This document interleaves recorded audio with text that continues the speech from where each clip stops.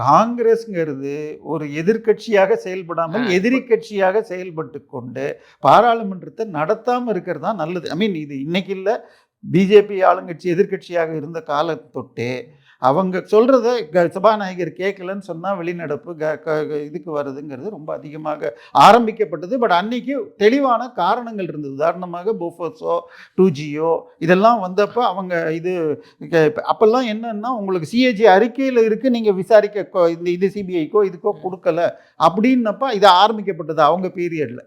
But இப்போ காரணங்களே இல்லாமல் அதே ஃபாலோ பண்ணிட்டு இருக்காங்க. அதாவது அவையை நடத்த விடாம இது எதிர்க்கட்சியோட வேலை. அவங்க நீ சொன்னான்னு சொல்லிட்டு அவங்க பண்ணிதான் அவங்க இது இயல்பு தான். ஆனா அந்த அழுத்தம் கொடுக்கறது அப்ப யாருதாங்கிறது வந்து நீங்க மேபி இருக்கலாம் அப்படின்னு சொல்றீங்க. இல்ல அதுதான் சொல்றேன். அவருக்கு உடன்பட்டு இப்படி எல்லாம் செய்யறாங்கன்னா இது எப்படி பாக்குறீங்க? இல்ல அதுதான் சொல்லிட்டேன்ல, இது அடுத்த 2 நாள்ல இது வெளியில வந்துரும். எந்த ரகசியமும் இது வெளியில வராம இருக்க முடியாது.